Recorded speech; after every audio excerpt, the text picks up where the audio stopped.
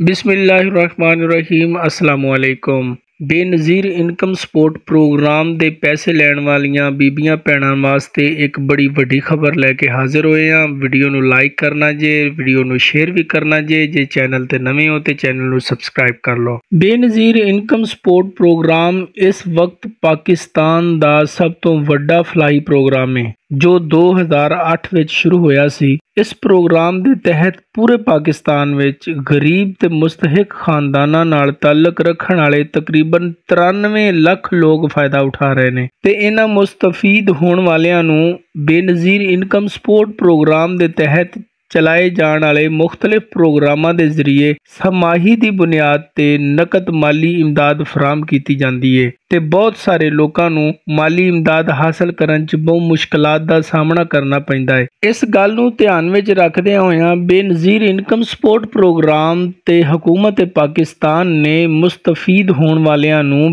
Benazir income support card दोबारा जारी करन दा फैसला किया है। हुकूमत वालों इन्हां कार्डां नूं दोबारा जारी करन दा मकसद बेनज़ीर इनकम सपोर्ट प्रोग्राम दे मुस्तफीद होण वालियां नूं इमदादी रकम वसूल करन दा एक सौखा जरिया फराहम करना है। ये कार्ड बैंकां दे ATMs कार्ड दी तरह काम करेगा ते मुस्तफीद होण वाले किसी भी मुतलका बैंक दे ATM तो बगैर किसी परेशानी दे अपनी अदायगी आसानी नाल कढ़ सकणगे। याद रहे कि ये कार्ड कुछ साल पहले हुकूमत ने जारी किए सन, बाद विच मुख्तलिफ वजूहात की बिना ते ये कार्ड बंद कर दिते गए ते हुण फिर हुकूमत पाकिस्तान ने मुस्तफीद होण वालियां नूं दोबारा वेले सिर अदायगी फराहम करन लई इस कार्ड नूं जारी करन दा फैसला किया है। अगर तुसी भी ये कार्ड हासिल करन च दिलचस्पी रखदे हो ते तुहानूं सब तो पहले अपने नेड़े दे बेनज़ीर इनकम सपोर्ट प्रोग्राम दे दफ्तर जाना होएगा ते अपनी रजिस्ट्रेशन दा अमल मुकम्मल करना होवेगा,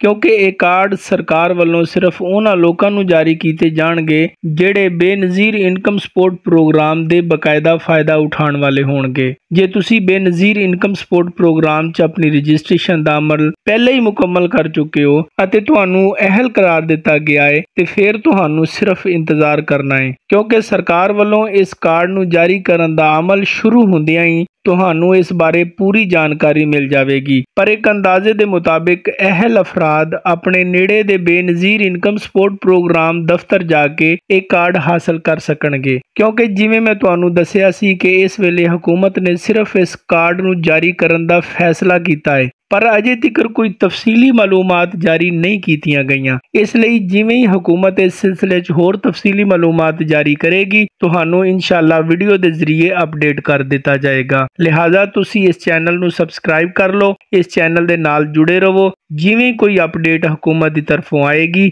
मैं इंशाअल्लाह ताला सब तो पहला वो अपडेट वीडियो की शक्ल च तुहानूं पहुंचावांगा। उम्मीद करते हैं कि अज की वीडियो तो तुहानूं फायदा पहुंचिया होएगा। सानूं इजाजत दिओ, अल्लाह सोने दे हवाले।